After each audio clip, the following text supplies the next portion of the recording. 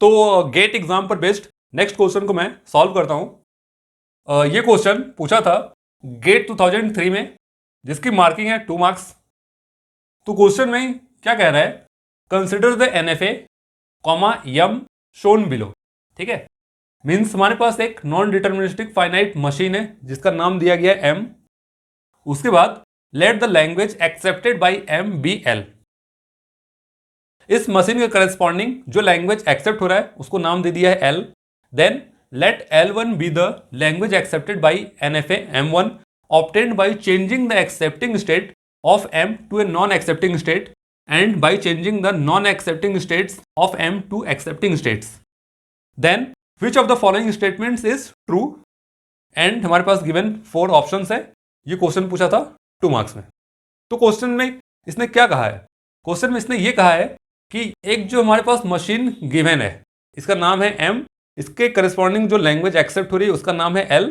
अब हमें क्या करना है, मशीन को चेंज कर देना है। मशीन को चेंज करने का मतलब नॉन एक्सेप्टेड स्टेट को एक्सेप्टेड स्टेट्स बनाने हैं और एक्सेप्टेड स्टेट्स को नॉन एक्सेप्टेड स्टेट्स। फिर जो मशीन बनेगा उसका नाम हो जाएगा M1, उसके करस्पॉन्डिंग जो लैंग्वेज एक्सेप्ट होगी उसका नाम हो जाएगा L1। इसने बस यही कहा है क्वेश्चन में। तो चलिए बना लेते हैं। यहां पर अगर मैं बनाऊंगा तो शायद आपको समझने में दिक्कत हो, इसलिए मैं एक मशीन और बना देता हूं। ठीक है, अब यहां पर ये क्या था, नॉन फाइनल स्टेट, यहां पर हम बना देंगे फाइनल स्टेट।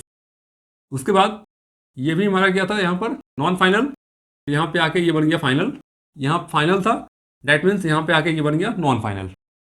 बाकी जो एरो है वो एज इट इज रहेंगे। यहाँ पर क्या था 0, देन यहाँ पे 0,1, उसके बाद यहाँ पर 1, यहाँ पर 0 और यहाँ पर 0,1 का सेल्फ लूप। ओके, अब मैं ऑप्शन से चेक करता हूं कि ये क्या कह रहा है, which of the following statements is true, इसमें से कौन सा ऑप्शन करेक्ट है। लेकिन इस ऑप्शन पे जाने से पहले मैं आपको एक चीज बता दूं कि स्टूडेंट्स गलती कहां करते हैं। ठीक है, इस क्वेश्चन को देखने के बाद आपके दिमाग में एक चीज जरूर आएगा कि सर आपने पुराने वीडियोस में ये बताया था कि DFA का जो कॉम्प्लीमेंट होता है वो लैंग्वेज के कॉम्प्लीमेंट के बराबर होता है। यस, बिल्कुल करेक्ट, कोई दिक्कत नहीं। लेकिन क्या NFA का कॉम्प्लीमेंट लैंग्वेज के कॉम्प्लीमेंट के बराबर होगा या नहीं? बिल्कुल नहीं होगा।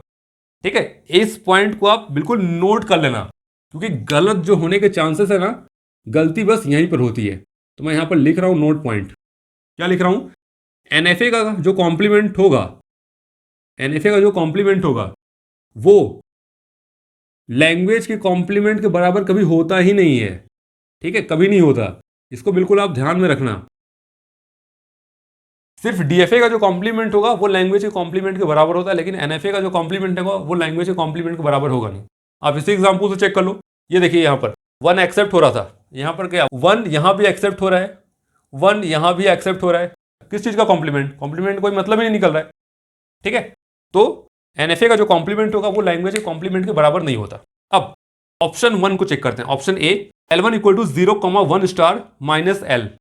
देखिए इस ऑप्शन में क्या कह रहा है, L1 equal to 0,1 star minus L। L1 language में आप देखिए, L1 लैंग्वेज जो ये वाला बना, मैं फिर से लिख देता हूं भाई, इसके करस्पॉन्डिंग जो हमने मशीन बनाया इसको नाम दे दीजिए आप L1। ये सा हमारा language L, means machine M की हम बात कर रहे हैं। ठीक है, यहां पर ये हो जाएगा मशीन M1। ठीक है, लैंग्वेज क्या हो जाएगा L1। तो यहां पर क्या कह रहा है, L1 equal to 0,1 star minus L।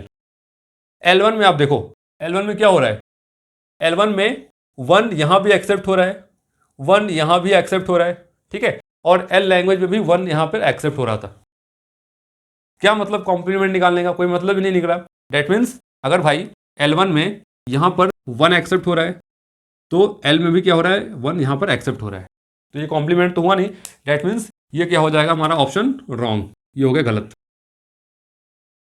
Second option की बात हम बाद में करेंगे। थर्ड ऑप्शन चेक करते हैं, L1 is the subset of language L।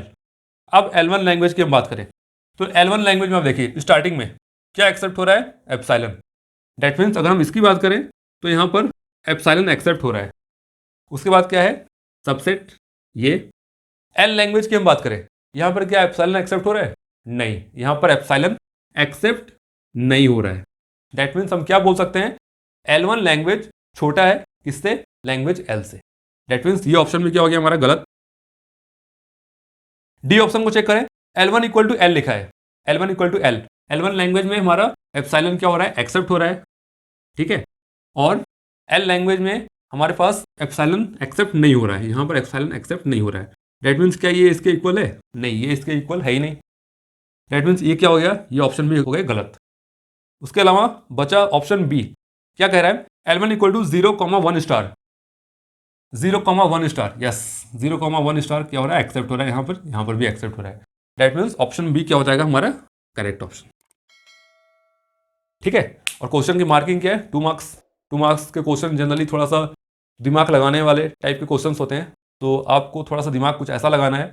बस हमें क्या ध्यान में रखना है कि डीएफए का जो कॉम्प्लीमेंट होगा वो लैंग्वेज का कॉम्प्लीमेंट होता है, लेकिन एनएफए वाले केस में ऐसा नहीं होता। इसलिए मैंने यहाँ पर नोट पॉइंट करके लिख दिया कि भाई एनएफए का जो कॉम्प्लीमेंट होगा वो लैंग्वेज के कॉम्प्लीमेंट के बराबर कभी होता ही नहीं है।